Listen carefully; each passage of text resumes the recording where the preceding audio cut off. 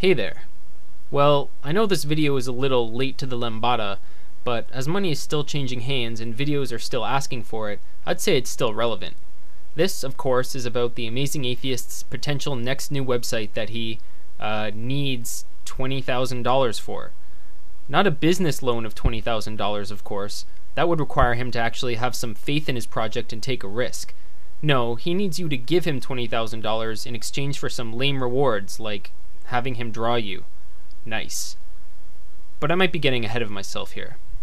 Let's talk about what it is he wants all this money for. It's a site called UnProductive, which is a title that aptly describes TJ's life so far. In a nutshell, he wants to make a site that features embedded videos from other sites of his staff's choosing. He says that he's not trying to make a site that competes with YouTube. You can't compete with YouTube. We're not going to try to compete with YouTube. Which is good because he already tried to try that and it didn't work out so well. What seems to be going on is TJ is making a living on the ad revenue from his videos, which is pretty awesome. But he gets to thinking, I want more.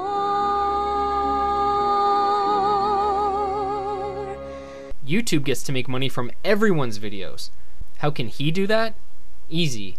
Make a website that collects other people's videos and put ads all over that. Naturally, I have a few problems with his proposal. First, there's this. While YouTube is a great little site, sometimes it can be a little bit overwhelming.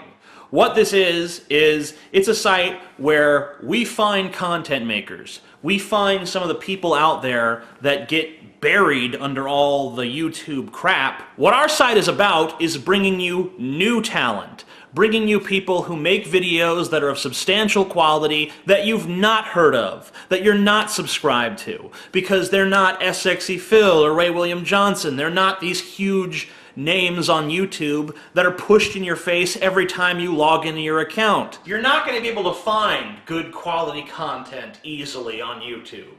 You're going to have to get it from a smaller site with a more refined editorial process.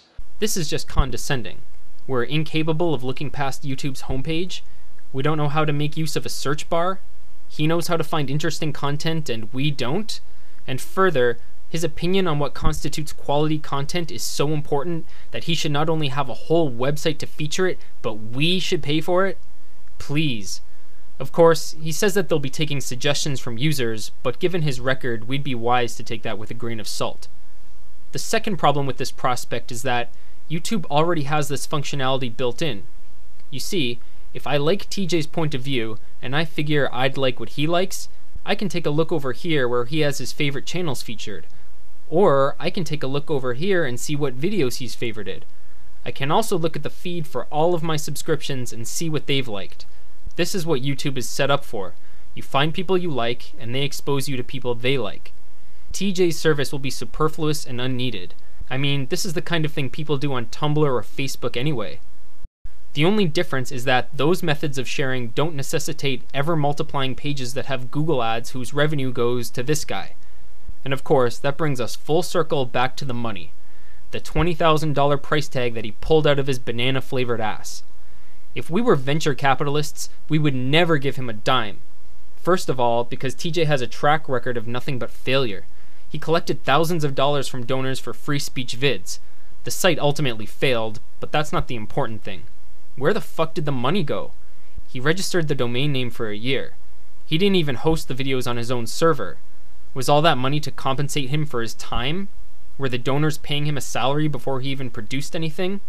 What was his wage for throwing together a site premised on free speech that actually ended up being highly controlled and basically exclusive to his buddies while hosting videos through other websites? It's a safe bet that most of the money really went here. You really want to give a grant to a guy who has to beg online to pay for his electricity bill because he's mismanaged his money so badly?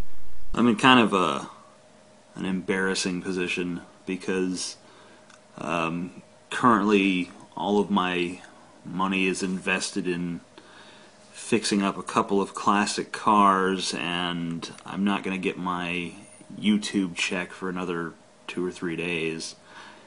And I called my power company to get an extension so that they don't shut my power off today, and basically I need to come up with $220 before the day is through, or they're going to shut the power off in here. If he was a real businessman, he would be asking people to invest, not donate. You don't invest in a prospective business just because you think you'll enjoy its services. You don't invest in a cafe because you look forward to buying their coffee in the future. If you believe that a business has a good chance of success, you buy stock so that you hopefully get a return. This whole attitude of, I have an idea, buy it for me please, is indicative of his spoiled, privileged upbringing.